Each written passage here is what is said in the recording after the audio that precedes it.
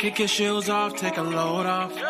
Don't go nowhere till the show's off. Oh, you know it's gonna be a movie when you got Cletus Cassidy on your TV. Yeah, already know Mr. Funny Man. Coming to you and making you laugh again. Started off on the radio, now we got the Cletus Cassidy Show.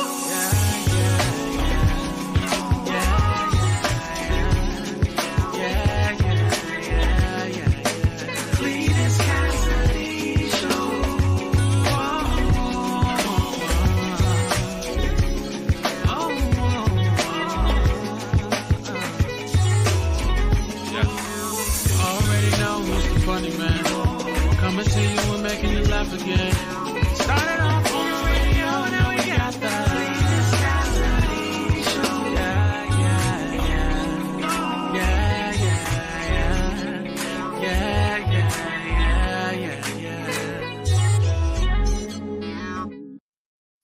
Good morning, good people and bad people. If you're a bad people, good morning to you too. I'm saying good morning to everybody this morning. Y'all, anybody can get it, as the young man says on the interwebs. I'm so excited to be in here with y'all, man. Welcome to another edition of See You in the Morning. I am, of course, your host, Cletus Cassidy, the man with the, not the most. I got a little bit. Yeah, not the most, not the least. I'm not sure exactly where I am in life if we had a quantitative amount that we could put on it. But I'd like to welcome y'all to See You in the Morning. My horrible idea to get up first thing in the morning and give y'all way too much information on my life. I let y'all know way too much about what's going on in my personal life. But it's exciting. We all have grown. We become a family. And we do this together as a team. And I appreciate it. If this is your first time hearing this, you're about to experience something so cold. If you've watched this show before and you found it not robbery to come back and watch it one more time, I appreciate you because you could have been anywhere in the world, but you chose to be here with me. Remember to share the show with somebody else. Make somebody else go through this. If you're going through it, you shouldn't have to go through it alone. That's how I feel about this show. This show, you shouldn't have to endure this by yourself. You should make somebody else come on and endure this with you. So feel free to share the show with a friend or two. And if you'd like to be a financial sponsor of the show, man, all we ask for is $1 a week. That's it. $1. $1 you can cash out right there to the Cletus Comedy. Now, it's crazy because I think people will be like, man, shoot, if it's just $1, it ain't even worth me sending it. It is. It is. The dollar helps a lot. Y'all don't even know what goes on back here. I got to keep the IT department happy. It's a lot happening. And the IT department is something else. They're the most disgruntled employees I got in my IT department. But that's neither here nor there. The only thing about this show that stays the same every day is I speak to the people who speak to me.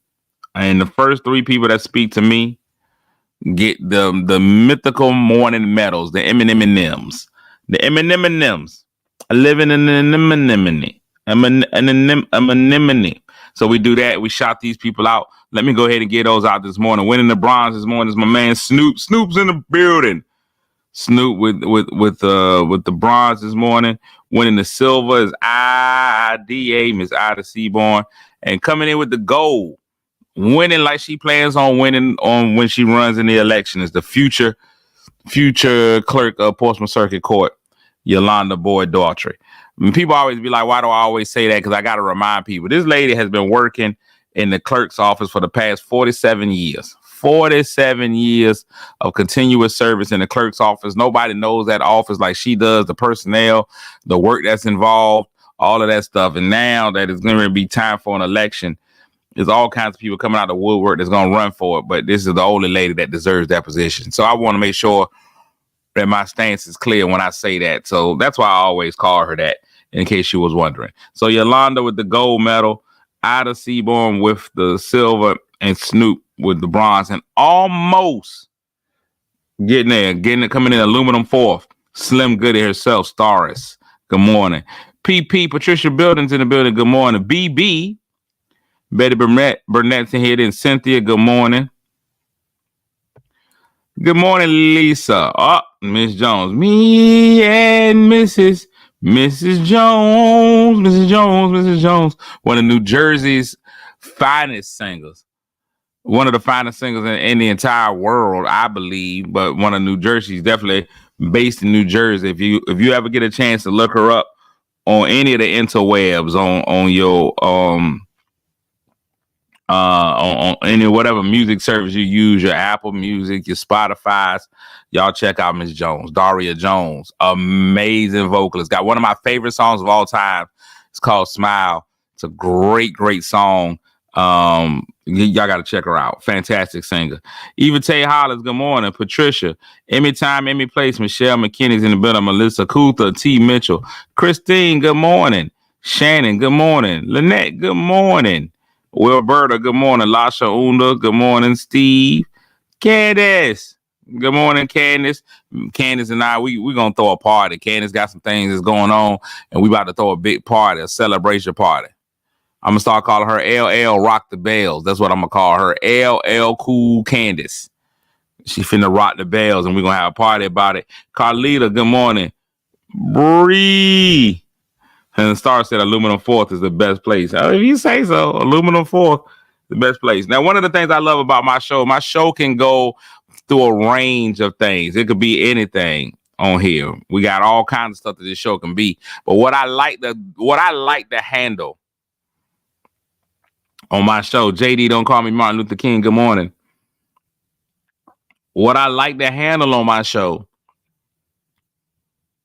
is the tough questions. I like to discuss the things that other people won't discuss. I seen Shannon Sharpe has taken over the world, and it's amazing that Shannon Sharpe has become probably right now the top interviewer in the stratosphere. And he doesn't even talk well.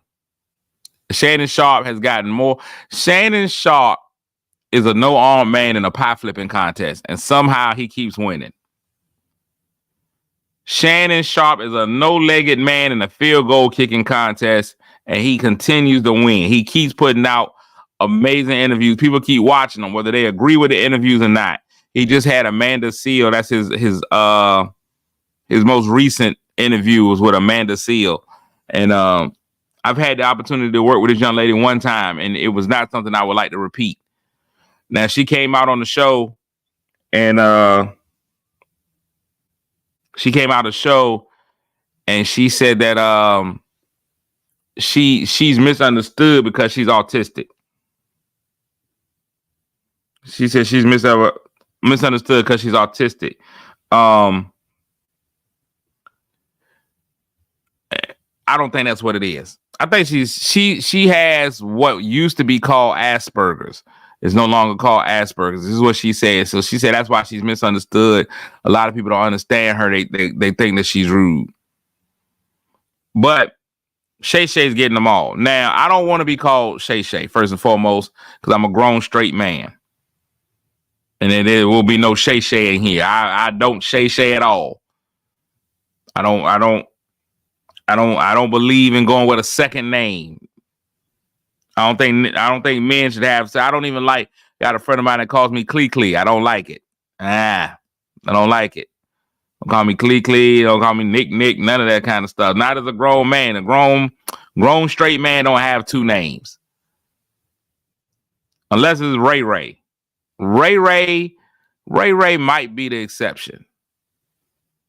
But Shay Shay, ain't for me. I'm not the Shay Shay of anything. First and foremost, regardless of what anybody says about me, I don't care what anybody feels about me. I'm an excellent orator, a cunning linguist. That's just me. I'm an excellent speaker. I am a cunning linguist. I am amazing with the mouth. The tongue skills are impeccable. It's one of the things that I know.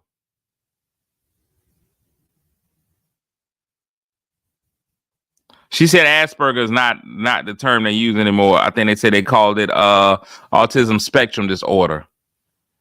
She said because as far as she knows, Asperger was a Nazi. These are the things that I know about myself. My ability to speak is unrenounced. It has nothing to do with me being a virgin. Me being a virgin has nothing to do with my. Oh, I see what you did there, Marche. No. We're not talking in a nasty way. Ugh. I'm pretty sure it tastes funny. Ugh. Virgin. I'm not the Shay of any area. I'm not. I refuse. I refuse. But I always go and I try to get to the bottom of some hard-hitting topics. And this morning's topic, I don't think enough people are discussing it, but it should be.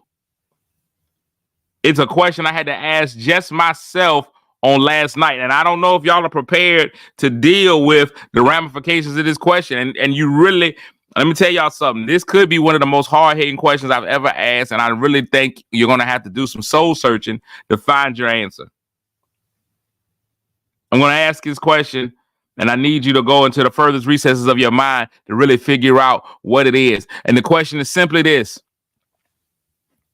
When wearing pajamas, draws or no draws? Do pajamas require draws underneath? This is my story. This is my song. I don't know. Last night, I showered up, prepared for bed. And as I came out swinging like a home run hitter in the major leagues, I was preparing to put on my pajama pants. And I didn't know, do I or do I not put on drawers before I put these on? I know y'all are going to say, I know Marche believes in sleeping naked. I don't believe in it. After you've had incidents at night, you don't want to sleep naked. I'm not sleeping naked. Too much happens. I live in the wrong city. I long to live in an area where I feel like I can sleep naked. There's always something going on out here. There's always something going on. Always something. I feel like I got to go and step in and handle some business. Can you imagine somebody breaking into my home, breaking into my car late at night, and I can't go? I can't go to solve my own problems without starting a whole nother problem. I can't grab my gun without showing my gun. No, sir. I'm putting something on. Generally speaking, wife beater and some drawers. Generally speaking, that's what I'm going to bed in. A robe. Let me tell you something, Marche. I ain't even trying to be that guy. Well, I don't care if you come out there with a semi-automatic weapon. You can walk out the door with a bazooka. If you got that robe on, your masculinity has been already checked at the door. You come out that door. Hey. No, sir. Your manhood is in question. That robe takes away a lot. You can't win holding that robe. Man, no, sir. It ain't no way. Put on a robe. Hey, man, shoot. You should never have on a robe without being in a situation where she has one on too. A man in a robe ain't working. And I know some of y'all gonna be like, no, man, I'm comfortable in my robe. That robe is for Shay Shay. I wish I would come to you can't even respect me if I come to the door. Something happened at night. My neighbors knock on the door because it's an emergency, and I come to the door. Hey, y'all, what's wrong? No, sir. And ain't no way. You can't win in that robe. Ain't no winning in that robe. And let me tell you something. You can't win in a robe. And fellas, you can't jump out the shower and put that towel on too high. If you a man and you putting that towel on when you come out the shower, can't come higher than your belly button. You pull that thing up higher than your belly button, we got issues. You got that towel up here on your chest? You dead wrong, sir. You dead wrong. There's no excuses. You got to keep that towel low. My man K-Son, he had a joke about it. He said he was raised by his mama. He had no idea he was wearing his towel wrong the whole time. He had only seen his mama come out the shower. So he had his towel up here the whole time. He tied his towel up around there. No idea that he was wrong.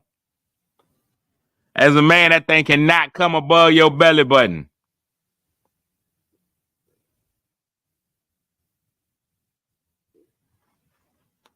Now, I'm gonna tell y'all what.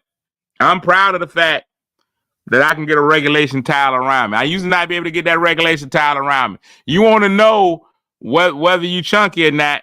Go on to that hotel. I'll tell you, we've already discussed what those white towels or white cloths will do for those white cloths and those white towels will do for your self-esteem. But try to wrap one around you.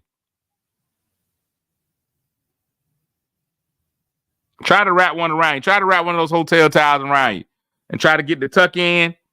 It ain't nothing worse than when you just got to hold it. When you just got to hold the towel around you, it's no fun. No fun. Latanya said that's why dads are so important. They are. Dads are important. I got a whole joke about dads. And Betty said some men listen, it don't matter if they droop. Let them droop. I said it yesterday. My only goal is to keep them off my navel. Nipples off the navel. That's all we need. Let them hang a little bit. It's all right if they hang. Just keep them off the navel. That's all you want. I want to have a legitimate midsection. You got to be able to have a legitimate midsection. Your stomach and your top shouldn't come together like this. See there should be something right there. That's all I want is that. Between my man boobs and my belly, I just need a legitimate midsection. If I get a legitimate midsection, I'm good. That hang down and that fly up. Now, some of you guys only have a legitimate midsection because your belly done dropped down. You still drooping up top, but your belly decided to droop too. Double gravity is what I call it. Your belly ain't hanging high no more. It's only a certain amount of time that your belly can defeat gravity. It can't stay up forever. There is no stomach Viagra.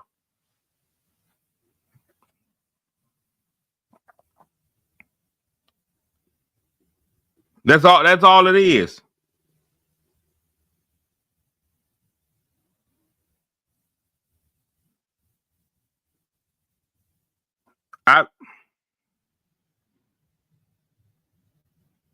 I just wanna make sure everybody knows that. Some of you guys are missing in action. You ain't got no separation. I say all of that and then got a pack of hotcake syrup sitting on my desk. See, this is how you lose. A lot of people don't know I'll use this for communion when I got TV church because it's easier to get into.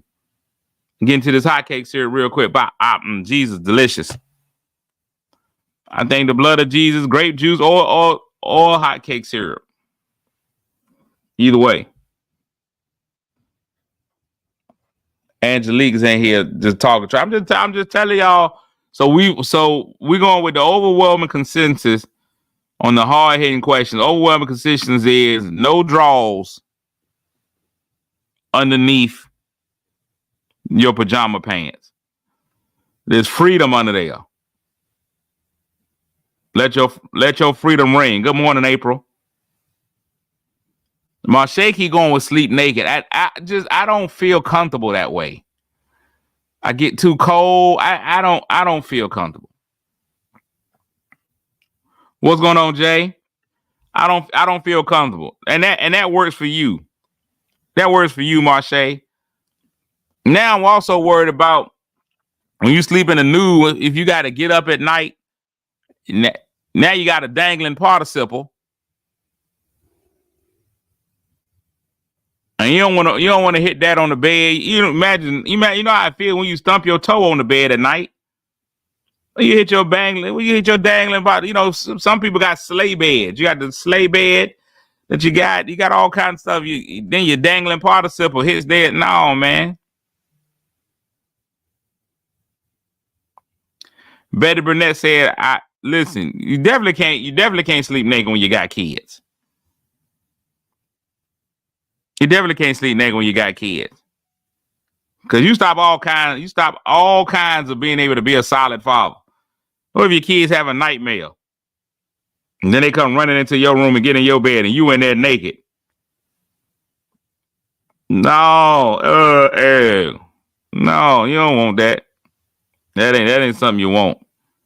Not something you want at all. Not something you want. Tonight's the NFL draft. It starts tonight. NFL draft. A lot of dads are gonna have their dreams fulfilled. A lot of side chicks really gonna be trying to get pregnant quickly. There's a lot that's gonna happen. A lot of young men are gonna become millionaires overnight. A lot of them not ready. A lot of them not ready.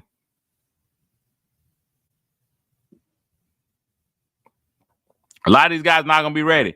I ain't gonna lie to you. The fact of the matter is, while the NFL draft is an amazing thing, it's gonna be a lot of men who are not ready to go from poor to rich overnight. Now, the way that college is set up now, with NIL deals, a lot of guys already got a lot of money. They already been dealing with it, and they've already been inappropriately spending. They've already had a hard time spending money, learning responsibility. It's hard to take you. Let me tell you something. I'm a 41-year-old multi-hundredaire. If tomorrow, for some reason, I become a millionaire tomorrow, I'm not sure I know how to handle that. I'm not 100% sure. I consider myself to be pretty responsible, fiscally responsible, just a responsible human being. I don't know if I can handle going from multi-hundredaire to multi-millionaire in a day. In a day? Broke yesterday, rich tomorrow? No. That's a whole different life. That's a whole different life. That's why the NFL, they always talk about NFL football careers standing for NFL, not for long. I'm gonna tell you what. Same thing with their millions, not for long. You're a millionaire, not for long. So many NFL players, and I've seen it. A lot of them still doing well, but I know quite a few former NFL players, more than I ever thought I would. And them guys ain't eating caviar for dinner every night.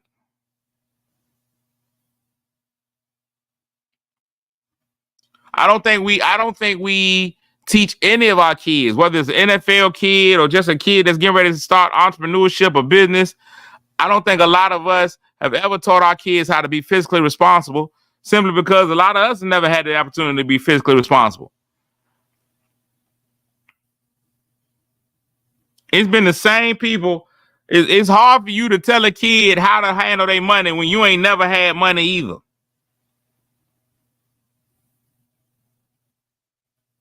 If you became a multimillionaire overnight, how many people are still going to be your friends?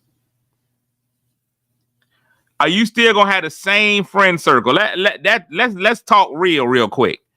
Are you going to have that same friend circle? You become a multimillionaire overnight. I'll tell you right now, changing my phone number. I've had the same phone number over 20 years. Multimillionaire, number change. Number change. I don't think money changes a person. I don't think money changes a person, but I do think money highlights whatever a person really is. If you ever want to know what a person really is at their core, what type of person it really is, Give him a bunch of money. That is going to show you exactly what or who a person is. You give them a bunch of money. If somebody was a jerk before, they're going to be a super jerk. If they were caring, benevolent, giving to the community, they're going to become even more of that. And Bree said, as long as I got a new number, we good. Angelique said, everybody is cut off. Everybody. I don't need none of you, family included. That's crazy. You cutting everybody off? Angelique, I ain't even did nothing to you. I'm going to get cut off. That's crazy. You ain't going to cut off that young man that you was protecting yesterday. You ain't cut him off, Angelique. Tell the truth, shame the devil. Slim Goody said, I'm only telling 2 people.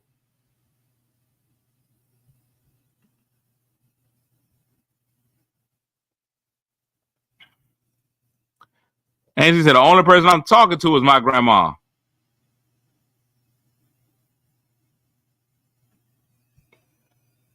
Angelique be getting rid of everybody.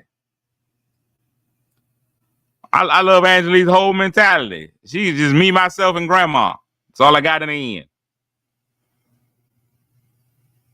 I think that when you become rich, whatever you are as a person, I think money highlights whatever you really want to be. I firmly believe a lot of people are who they really want to be because they just can't afford to be that.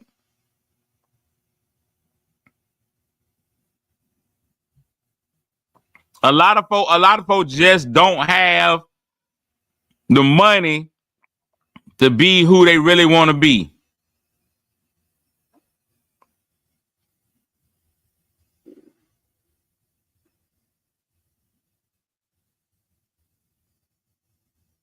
If they had more money, you would know exactly who they were. And that's on a whole lot of things. You'll see what people value, what they don't value, who people value, who they don't value. A lot of people be like, man, I don't need no fancy car. No, it's not that you don't need a fancy car. You can't afford a fancy car. And there's nothing wrong with that. I don't have a fancy car. Can't afford it. That's going to be my official story. However, you gave me the opportunity, multi-millionaire, that means I can go just purchase whatever car I want.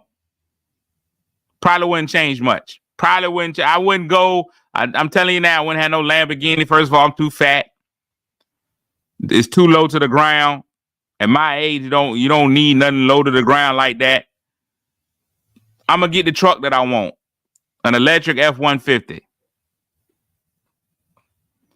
You give me all the money in the world, I'll get my electric F-150, and I'll probably get me a little BMW on the side, and I'm done. That's it. That's what I don't need anything else. You start talking about houses and land, I don't really need much more. I might invest in some houses to give to some other people, but me, I don't need a whole lot of house. It's just me. I can still hear my grandma in my head. You get that big house, who paying that electric bill? That electric bill gonna be sky high. I look at all Jamie Foxx's mansion and Rick Ross's mansion, these apples and they mansions. You don't even go in half that house. You don't even go in 90% of that house. Good morning, Vina. What you got all that house for? Now, if you really gonna be a loner, I put the stuff in my house. For example, I take Jamie Foxx's house. I looked at Jamie Foxx's house. Jamie Foxx's house. Jamie Foxx got a pickleball court in the backyard. I play pickleball. Jamie got a pickleball park. I got a gym. I'm gonna have a gym in the house. Basketball court. I probably put an indoor basketball court in. All that part of my gym. I put a gym and a pickleball court in the house. I have a nice movie theater. Nice little place to watch TV. So that when I have something, and $1,000, I'd have like a grand ballroom. That's all I need in the crib. I need like my grand ballroom. Like if they asked me to build a house, I'm gonna have me a couple of acres. so I can always have a big cookout if I wanted to. A grand ballroom, so that if I ever want to have company over, we're going to attach the grand ballroom to the theater room. So wherever have company, Super Bowl party could be at my house. Everybody, we can come in here. Here go this grand ballroom. We can put all these people in there. I wanted to fit at least 100. I've been learning about tables, round and square tables. I want to be able to put in enough that I can have 200 seated. Yeah, I'm going to go to 200 seated with round tables. 200 seated with rounds. That's big enough for the grand room, the grand ballroom. That's it. That's all I want. And I want a staircase, but I want my house to be 1 story. I want a 1-story house with a staircase. No, Angelique, you can't have no room in the back because you kicked me out. You just got rid of me when you got your money. See, that's what I'm talking about. People, you cut me off, but want me to make sure you got a room in the back. No, I don't want 200 round tables.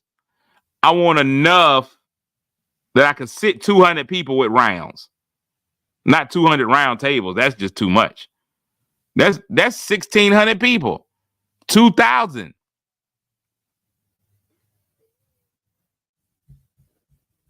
Listen, I didn't ask you to try to figure out where the stairs are going. I'm just telling you, I want a staircase because every fancy house I ever seen has a staircase.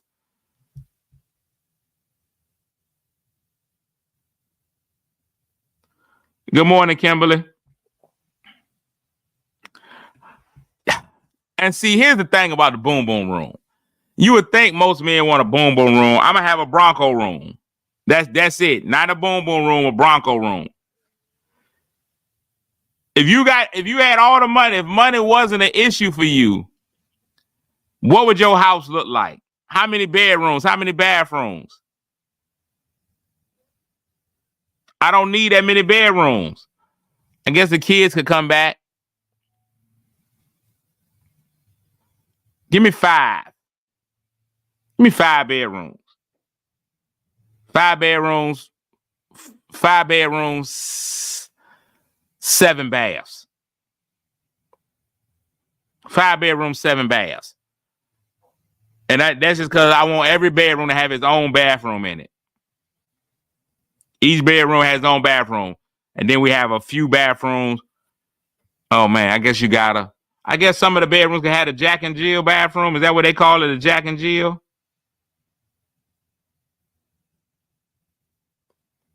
Gotta have the Bronco room. The Bronco room is my next house gonna have a Bronco room in it. I don't care. Listen, if it's a 2-bedroom house, one of those rooms gonna be the Bronco room. I've lived long enough without one. So I can put some Jack and Jill bathrooms there. I guess if I'm talking about having 200 people, 200 people in the ballroom, I guess I gotta have more than one bathroom. So there's that. I don't know about y'all. Keep talking about these adult playrooms. Now my kitchen, y'all can say what y'all want to say. Open concept kitchen. Open concept kitchen with an island. I just like islands. I like islands, and I wanted to have the island with one of the grills in there. It was an island with a griddle.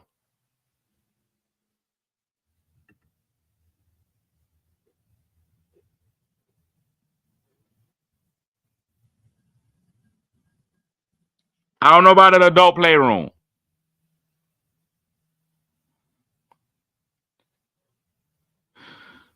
Would I give, double up, at least 2 of us. Would I give to my family? Here's my thing. Which family are we talking about? Are we talking about blood family? Are we talking about people who you have come, who as an adult, you have come close enough to consider them family? It's people with whom I'm blood relation that I wouldn't pee on if they was on fire. That's just kind of how I feel about it.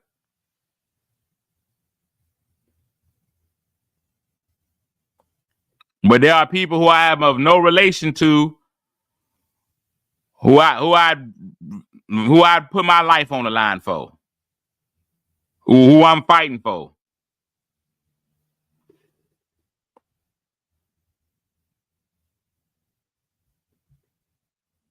I think that Big Mama and them, if we can keep it a stat, Big Mama and them really put a lot of us through torture, trauma, and a lot of abuse by making us have to be close to some of our family members. That whole you gotta stay close to family.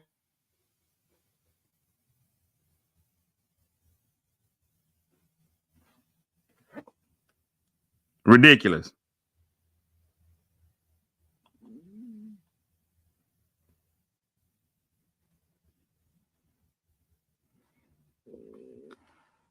That's a crazy thought process.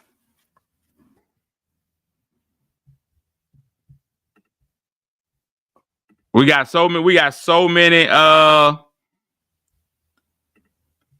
people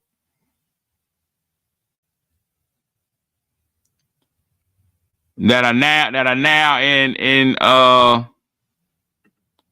horrible positions because you made them stay around abusers in their family, all that kind of stuff.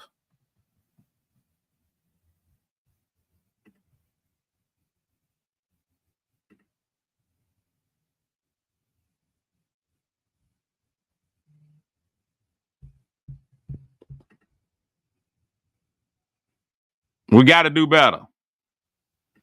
We got to do better. And I get it. I get it. I get it. Some people, some family members are really, really tight. You really, really tight with. Some people, man, you just be like, I don't know. That's just me. That's just me. Now, other people, they be like, family is all we got. FOE, family over everything. But I watched the Game of Thrones. That family thing sometimes will get you in a bunch of trouble. You mess around, be out back because of some family people.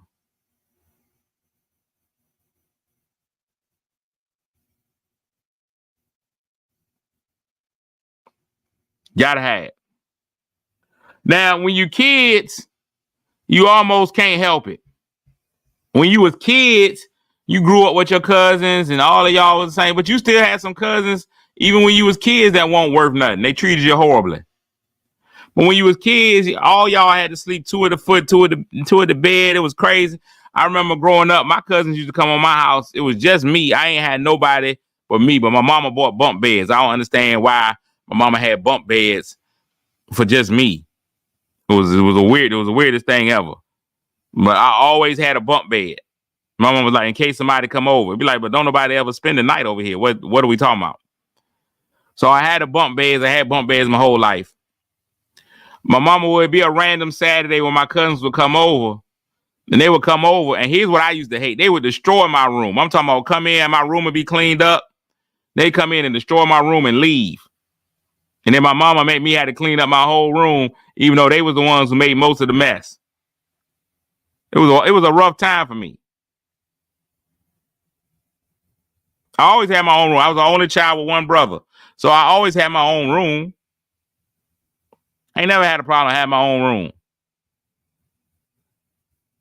But I wasn't spoiled. That's one of the hard things. That's one of the common misconceptions people have about only children. That only children are spoiled or get everything they want. You just don't. Listen, even as an only child, you still only get what your parents can afford. Just because it's just one of y'all don't mean that there's a whole lot for y'all, a whole lot to go around. Man, we still listen. I still live in a house with a wash machine, no dryer hookup, and really no hookup for the wash machine. You had to run the water into the sink.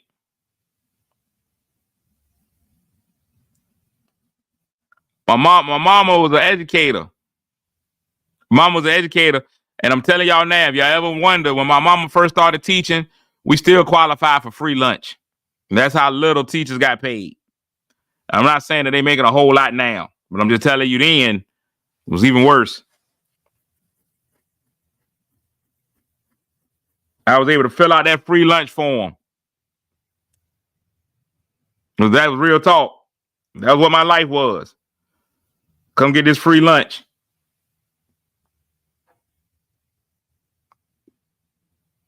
That's exactly what we qualified for. And she was a whole real job. Being the only child does not mean that you making a whole, that you living with all the perks and benefits. You just don't, you ain't get all them benefits. It just won't there. Now, some of y'all only children might have been that way, and I get it. Now we got this new generation of mamas, especially when they have a son. There's a new generation of mamas. It's not all of y'all, but it's a new generation of mamas with sons and no man. And y'all think y'all son is your man.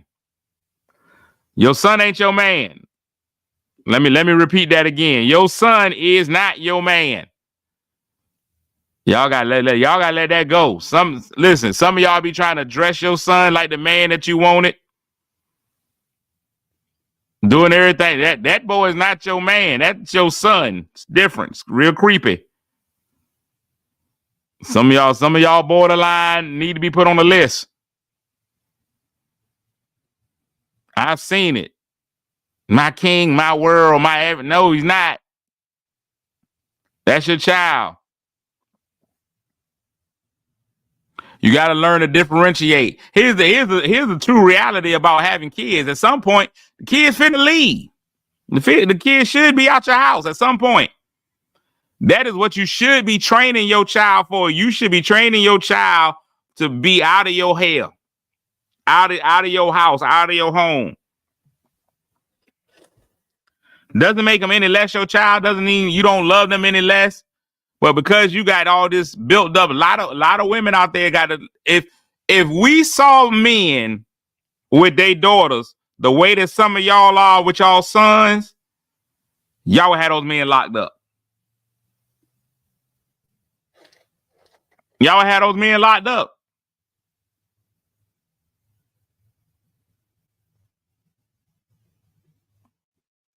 You got to train them to get on up out of your house. Y'all, they be cushioning these guys so strong with this whole, that's my man. No, he's not. He is not your man. There's a common misconception. I had a pastor tell me this one time, and I took it to heart. It was a common misconception where he said, we do not raise our children. We don't raise our children. What we are raising is somebody else's father, somebody else's husband, somebody else's mother, somebody else's wife. That's what you're raising. You're raising what they're going to be in the future. You can't raise a child. If you raise a child, that's what they're going to remain. If you say to yourself, I'm raising a child, no, that's the problem. You can't raise a child because that's what they're going to end up being. They're going to become what you raise them to be. So if you raise them to be a child, then they're going to always be a child. And you wonder why they can't adapt to real life, why they can't get into any other situation, because that's all you've ever taught them. You're raising somebody else's husband, somebody else's wife, somebody else's mother, somebody else's father. So that's what you got to raise them to that standard. Even with my son, even when I get on my son about stuff, I'm trying to tell him, look, this is what you got to realize. I need you to be able to put 2 and 2 together on your own sometimes. Now, one of the things that I always am fair to him about, I think, is not fussing at him about what, or expecting him to know something that he's never been taught. Give him a perfect example. The way that my driveway is set up, you got to take the trash cans out there. I got 2 cars in the driveway, trucks on the street. It's my son's job to take the trash cans out to be picked up. He takes the trash cans out to the street, but he puts the trash cans right behind my car. Now I can't pull out the driveway. The way that he put the trash cans is impossible for me to pull out the driveway. I remember as a child, I would have probably gotten beat for that. I would have got chewed out something. I brought him back outside and I showed him, hey, if you put the trash can right here, I can't get out. I can't get out. So this is where you need to move the trash cans. He was like, I'm sorry, Dad. Nope, I take that one because I never showed you where to properly put the trash cans. Now that I've shown him where to properly put the trash cans, that's where he puts them each time. It ain't been an issue since then. But that's the key. The key is, are you training them to do what he should be doing? I gotta train you. If I don't train you, then I'm wrong. That's what raising the kid is. You gotta raise them. If they ain't never experienced it, how they gonna know?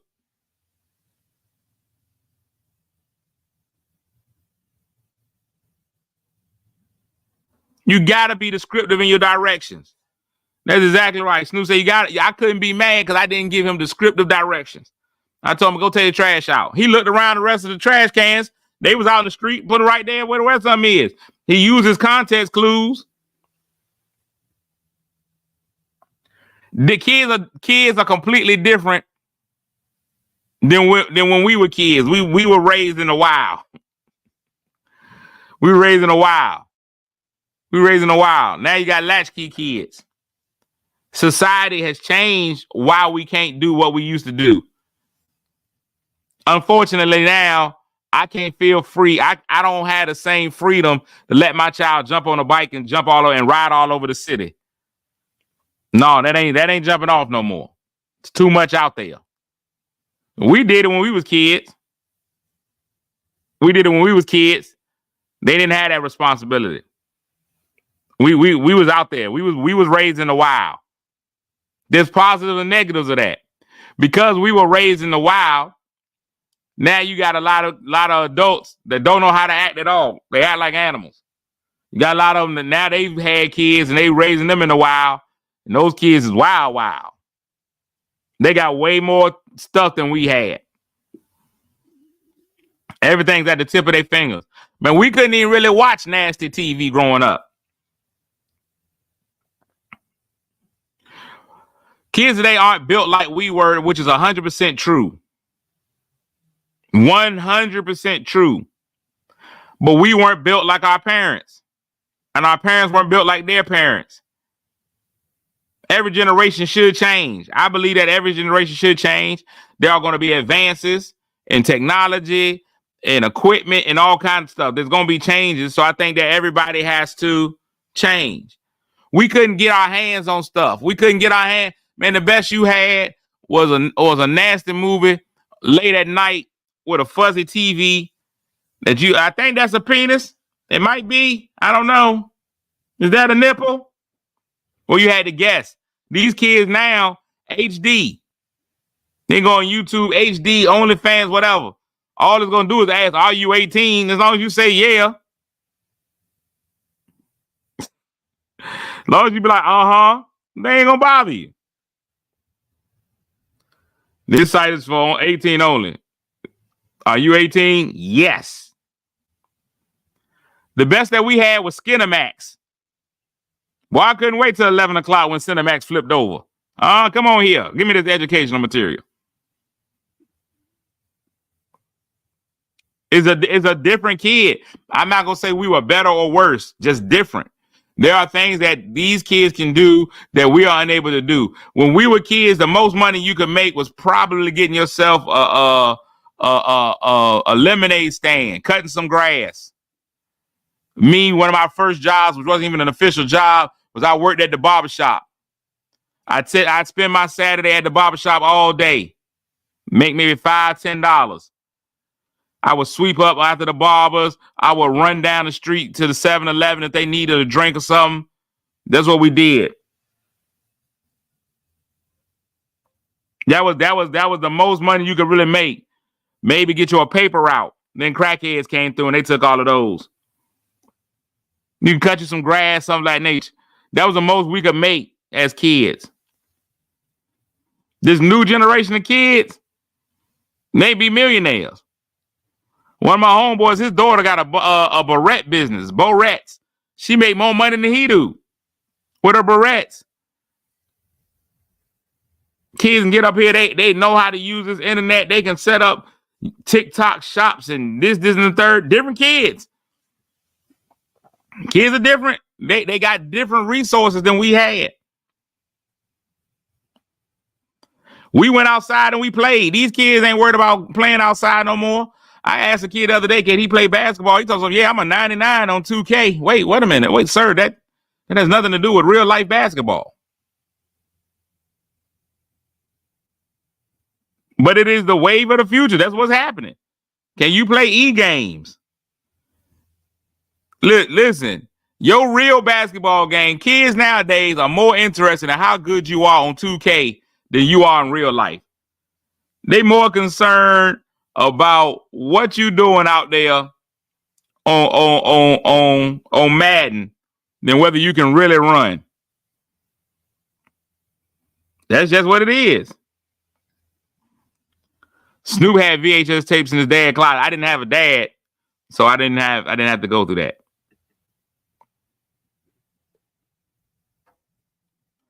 So here's the thing about now, Dolores, I always see people say, you're not your child's friend, you're their parent.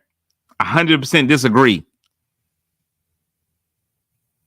I think you are your child's friend and your child's parent.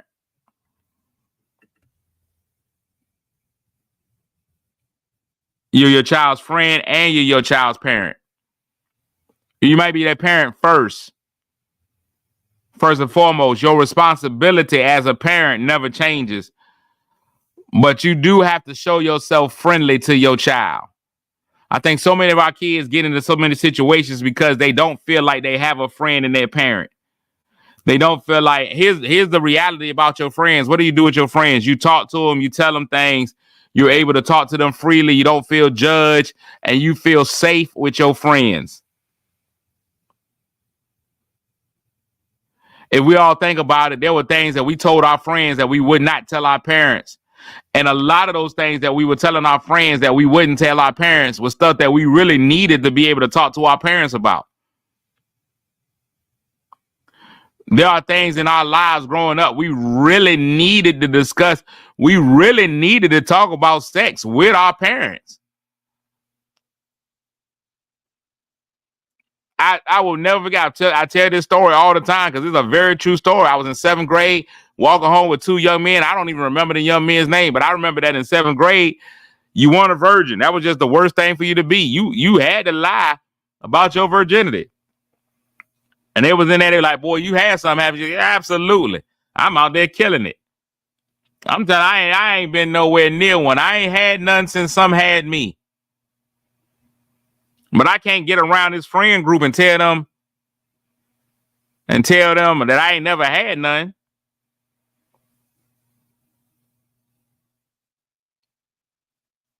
And so here I am, 7th grade, virgin, walking home with 2 other virgins, and we discussing the proper way to have sex. And they were like, you know how you get in there, don't you? I was like, yeah, man, everybody knows how you get in. You know, you get in how you get in. I mean, what technique do y'all use? And the boy told me, listen, when I tell you, without question, I'll never forget it. He told me what you got to do. You got to stick your thumbs in there and open it up so that you got room. I had no idea that ain't right. You got to stick, if you got to pry it open, if you got to go, if you got to give her a pap smear every time you get in there, there's something wrong. He was like, you got to put your thumbs in and open it up. I didn't know that was wrong. That was wrong. That wasn't the way to do it. If I go to my first experience and put my thumbs in there and try to open it up, I think I might lose out that night. That might change the whole tone and tenor of wedding night.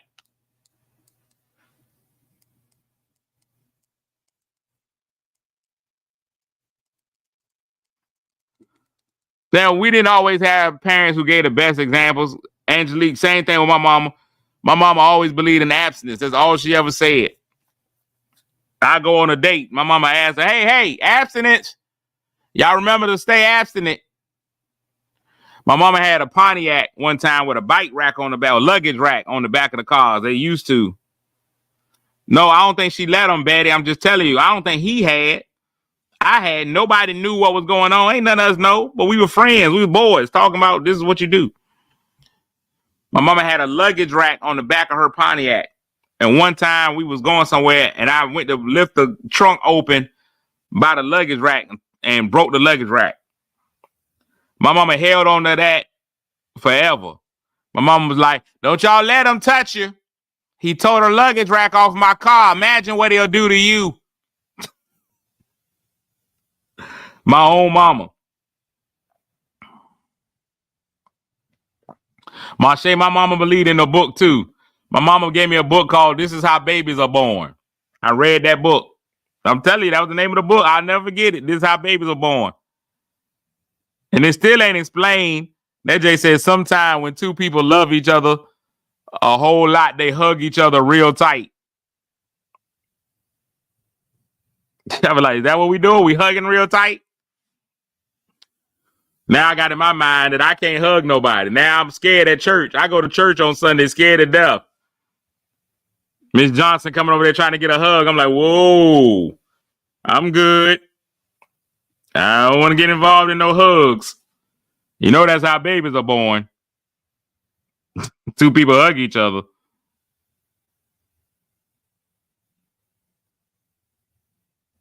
I'm gonna have to say the nay no. Ooh, a hug? No, no hugs. No hugs. It's nasty in there. That's it. That's just what I thought. It's crazy. So there's a fine line.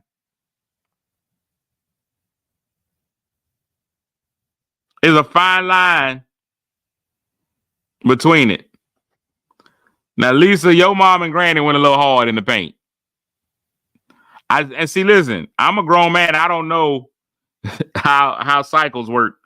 I ride a bicycle. That's the only cycling I know about. I left that up to my daughter's mama. She was like, I was like, hey, look, this is all you. I can't do it.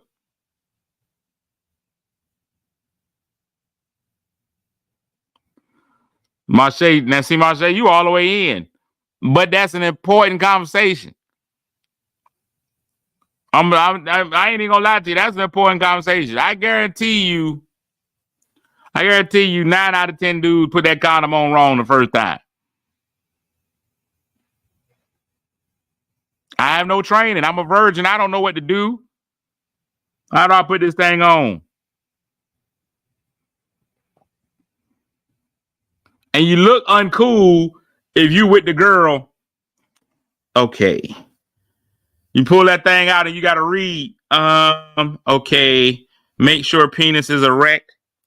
Okay, cool. Remove packaging. All right, that's done. Like, who's gonna sit there and read the directions? It's a rough world. There has to be a balance between parenting and friending. You have to be your kid's friend, but a parent is your responsibility. You are a friend with responsibilities. Now, when y'all just sleeping, no, you're not with your kids. So, like, if you're a guy and a girl, y'all just sleeping together, y'all are friends with benefits. If you're a parent and a child, you're friends with responsibilities.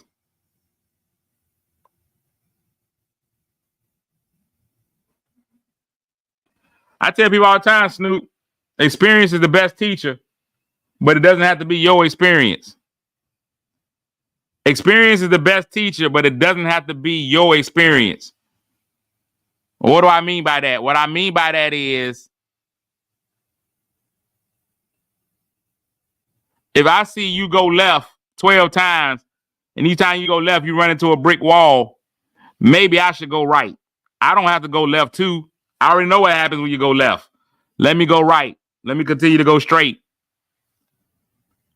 I can watch other people's experiences and learn what to do and what not to do. Experience the best teacher. Don't always have to be yours. News, weather, and sports, and we out here. Let me look and see what happened last night in the NBA. NBA playoffs is what's happening. The Miami Heat actually won a game against the Celtics. I didn't think it was possible. I think that's the last one they win. They won game 2 last night. And then there was some other games. Nobody even watched those. OKC destroyed New Orleans last night. It just wasn't even a game. I don't even know why we even had that series. Is there a bad that people care about less than OKC and New Orleans? When I do, I could care less about that. Who cares? Nobody. Nobody cares. That's who. News, weather, and sports. That's it. We talked about Shannon Sharpe interview already. So you can't come in late.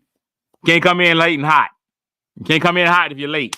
If you come in late, you just gotta kind of roll with the show. You just gotta kind of roll and get in where you get in. You can't come in and be like, hey, Shannon Sharpe. We already talked about it. We discussed that earlier. You in late. You come in late, these things happen.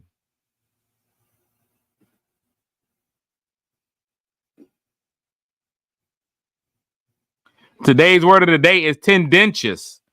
Tendentious. Tendentious is a formal word used disapprovingly to describe someone or something expressing a strongly biased point of view in a way that may cause an argument. When we speak of Shannon Sharpe interview, the book proved to be a tendentious account of the town's history, written to rescue the reputation of one of its less scrupulous founders. Tendentious. Use it disapprovingly. Describe someone or something, expressing a strong biased point of view in a way that may cause an argument. LeBron James's career will always be a tendentious topic. Tendentious. Tendentious. Tendentious. Tendentious. Tendentious. Tendentious. Man, we had a good time on the show today, man. Make sure you share the show so somebody can watch it on the replay and they don't have to come in loud and hot. They can be loud and hot right there at the house. Tendentious.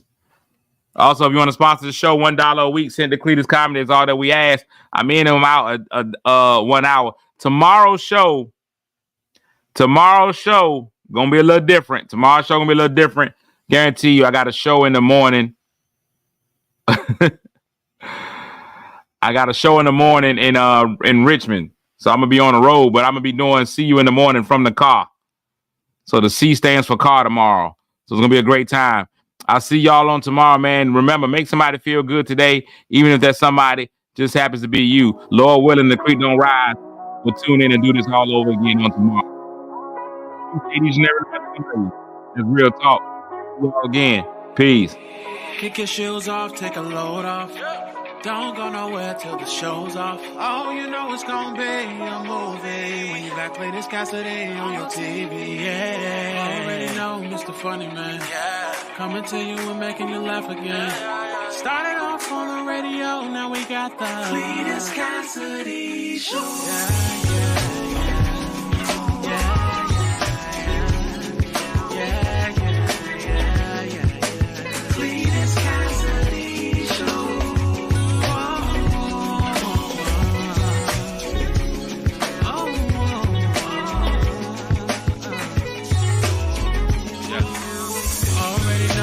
Funny Man, coming to you and making you laugh again.